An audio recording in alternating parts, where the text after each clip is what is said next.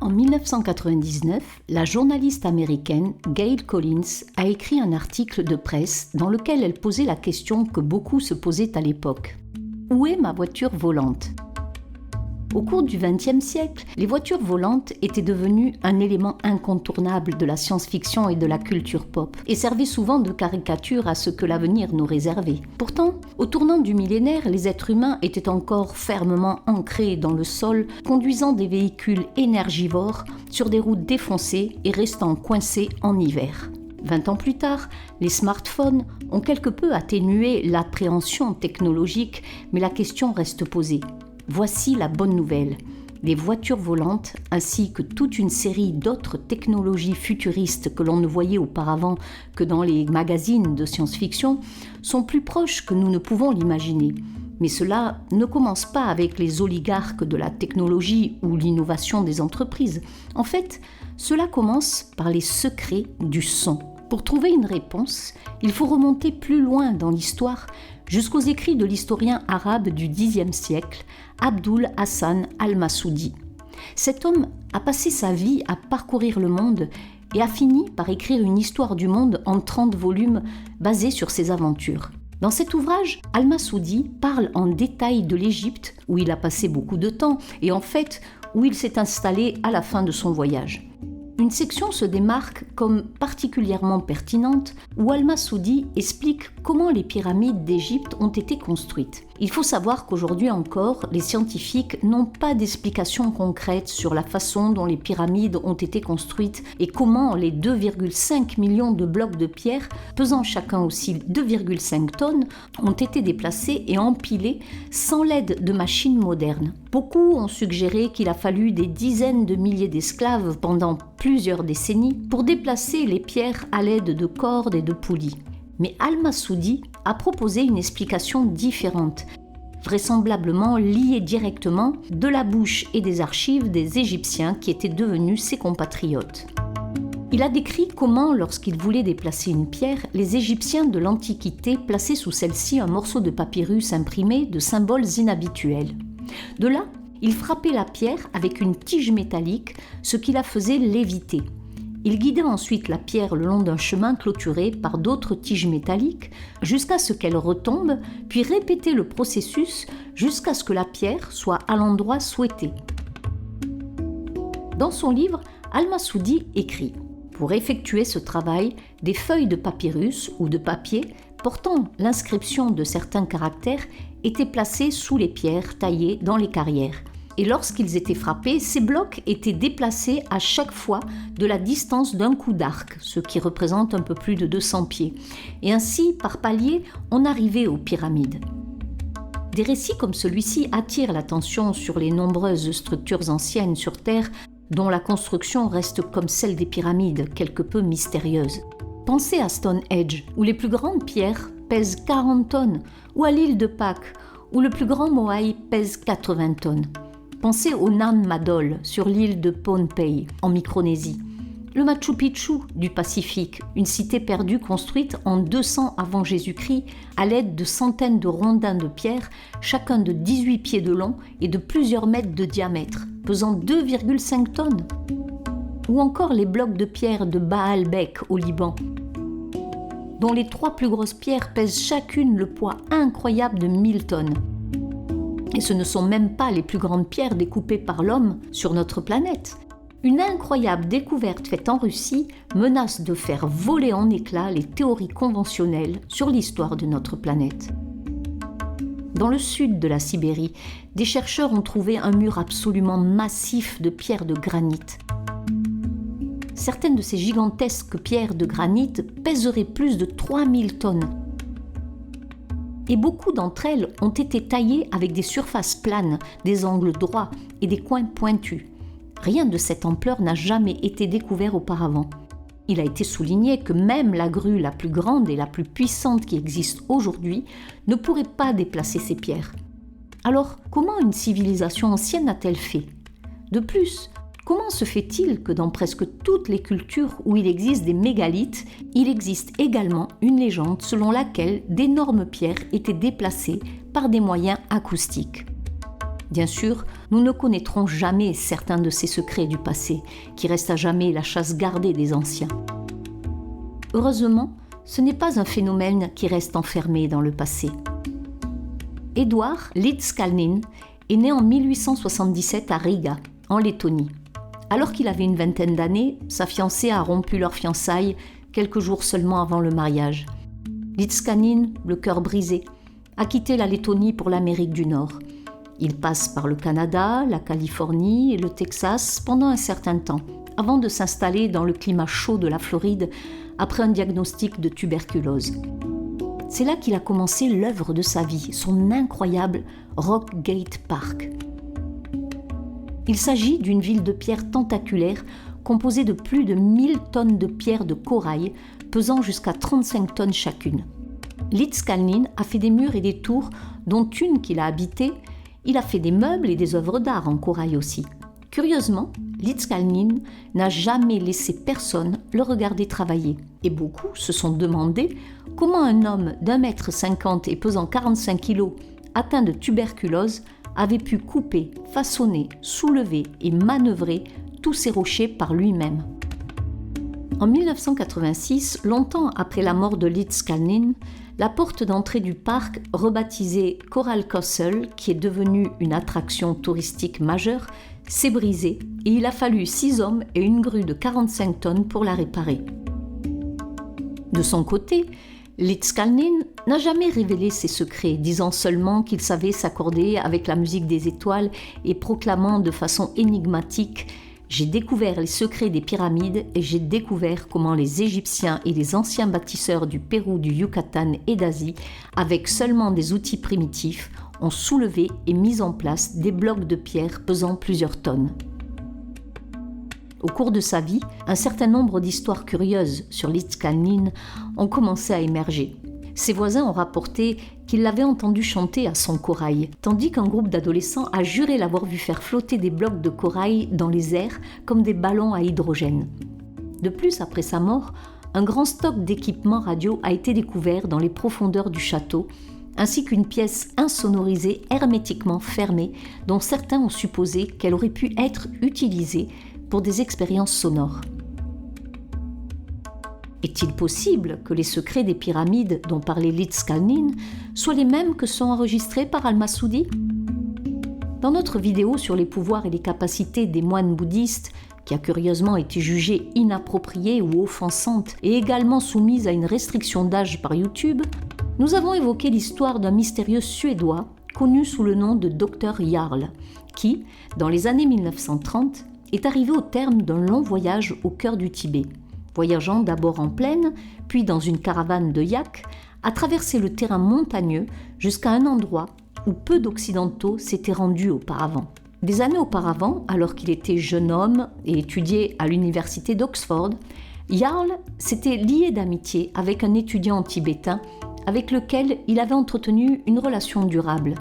C'est cet ami qui lui avait demandé, voire supplié, de venir au Tibet pour soigner un lama éminent tombé malade. Un récit de voyage de Jarl a été publié dans un magazine allemand détaillant son séjour au Tibet et plus particulièrement une histoire extraordinaire. Selon Jarl, il a été conduit un jour dans une prairie entourée de hautes falaises. Sur l'une de ces falaises, à environ 250 mètres du sol, se trouvait une grotte et les prémices de ce qui semblait être un mur de pierre que les habitants construisaient. Mais comment, se demandait Jarl, sans aucun moyen de monter sur la corniche, sauf peut-être en grimpant à l'aide d'une corde ? Il remarque avec curiosité qu'une énorme dalle de roche polie en forme de bol sculpté en son centre se trouve dans la prairie qui par ailleurs était très aride. Soudain, une procession de moines est apparue portant des instruments massifs, d'énormes tambours en fer et des cornes de 3 mètres de long. Les moines ont utilisé plusieurs bœufs pour traîner un gros bloc de pierre sur la dalle de roche lisse de la prairie, puis ils ont installé leurs instruments autour et ont commencé à jouer en frappant les tambours de métal avec des maillets de cuir et en soufflant dans leurs cornes. Ce qui s'ensuit choque Jarl, comme le rapporte le récit. Lorsque la pierre est en place, le moine derrière le petit tambour donne le signal du début du concert. Le petit tambour avait un son très aigu et pouvait être entendu même avec les autres instruments qui faisaient un vacarme terrible. Tous les moines chantaient et psalmodiaient une prière, augmentant lentement le tempo de ce bruit incroyable. Pendant les 4 premières minutes, rien ne s'est produit. Puis, alors que la vitesse du tambour et le bruit augmentaient, le gros bloc de pierre a commencé à basculer et à se balancer. Et soudain, il s'est envolé dans les airs à une vitesse croissante en direction de la plateforme située devant le trou de la grotte à 250 mètres de hauteur. Après 3 minutes d'ascension, il a atterri sur la plateforme. Étonné, Jarl regarda les moines répéter ce processus encore et encore, déplaçant 5 ou 6 rochers par heure, alors que le mur de roche grandissait lentement. Il n'en croyait pas ses yeux, pensant qu'il avait été hypnotisé, drogué ou trompé. Il a donc installé une caméra pour enregistrer le processus. En le regardant plus tard, il a vu exactement ce qu'il pensait avoir vu. De plus en plus de blocs lévitaient comme par magie. Curieusement, lorsque Jarl est rentré en Europe, la société scientifique qui avait parrainé son voyage a confisqué ses vidéos, qui ont ensuite disparu. Des années plus tard, la question demeure. Qu'y avait-il sur ces cassettes ? Jarl était-il hypnotisé ou victime d'hallucinations ? Ou bien ces moines tibétains possédaient-ils une sorte de savoir secret qui leur permettait de propulser des rochers dans les airs ? La musique des étoiles de Linz Kalnin était-elle la même que celle dont le docteur Jarl a été témoin au Tibet ? Bonne nouvelle, il ne s'agit pas de questions sans réponse ni de questions reléguées au domaine du mythe et de la légende.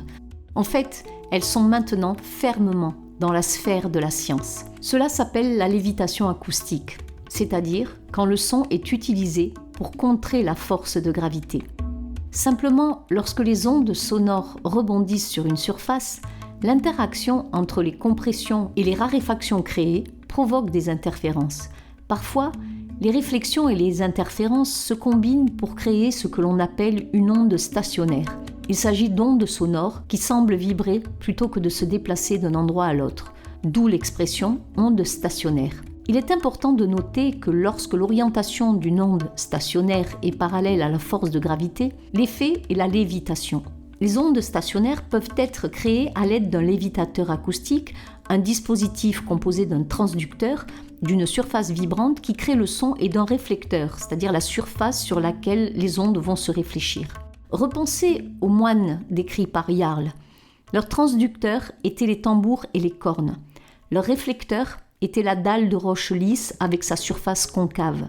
Il est important de noter que pour obtenir une lévitation acoustique, le transducteur et le réflecteur doivent être à une distance précise l'un de l'autre et les ondes produites doivent avoir une fréquence spécifique. C'est pourquoi les moines de Jarl utilisaient des tambours et des cornes de taille spécifique au centimètre près et pourquoi, comme le décrivent les récits de Jarl, les moines ont soigneusement mesuré la distance entre la pierre et ce quart de cercle d'instruments et elle s'élevait à 63 mètres. 8 des 13 tambours étaient exactement de la même taille que la pierre, 1 mètre de large et 1,5 mètre de long. 4 tambours étaient plus petits, mais représentaient exactement un tiers du volume du plus grand tambour, soit 0,7 mètre de large et 1 mètre de long. Un autre tambour, qui était le plus petit, avec 0,2 mètre de large et 0,3 mètre de long, là encore en parfaite proportion harmonique.